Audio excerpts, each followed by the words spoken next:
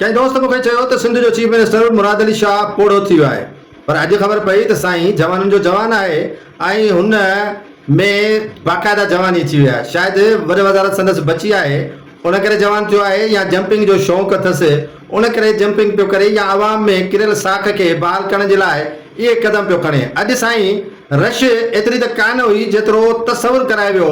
हूअं बि वज़ीर आला सिंध जी सिक्योरिटी सख़्तु हूंदी आहे, को साण साथ मिलाईंदो आहे, को न मिलाईंदो आहे, पर साईं ॾिठो त मूंखे जंपिंग करणी आहे, अवाम जे विच में वञी करे ज़ुल्फ़कार अली भुट्टो थियणो आहे। सो उन ज़ुल्फ़कार अली भुट्टो थियण जी भरपूर अॼु कोशिशि कई मुराद अली शाह साहब, ऐं माण्हुनि जे हुजूम खे ॾिसी साईं जंप मारियो, ऐं जंप जीअं ई हयो आवाम में रायल मायल थी वियो।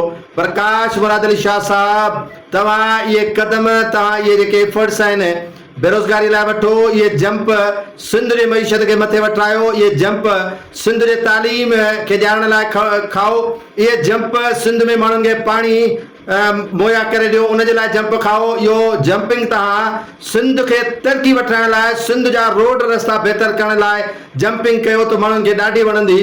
बाक़ी माण्हुनि में ख़ाली हथे वञी उन्हनि खे ॾेखारण ऐं अदाकारी ऐं ड्रामेबाज़ी कयो, इहा सिंध सॼी ॾिसी चुकी आहे। ऐं सिंध खे हाणे इन्हनि जंपनि तव्हां वारनि जी ऐं ज़ुल्फ़कार अली भुट्टो थियण जी का ज़रूरत कोन्हे का।